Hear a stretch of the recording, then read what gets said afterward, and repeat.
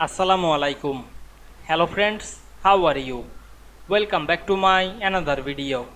In this video, I am going to show you how to group two shapes in Microsoft Excel. Let's get started.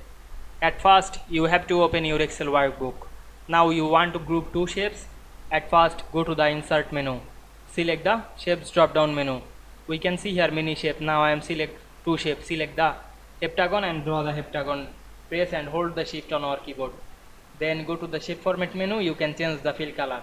Now I am select the fill. Then go back again the shape drop down menu. Choose another shape. Now I am select the heart shape.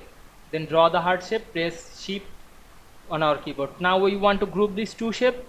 Select a first shape. Then press and hold the shift and select the multiple shape. Go to the shape format menu.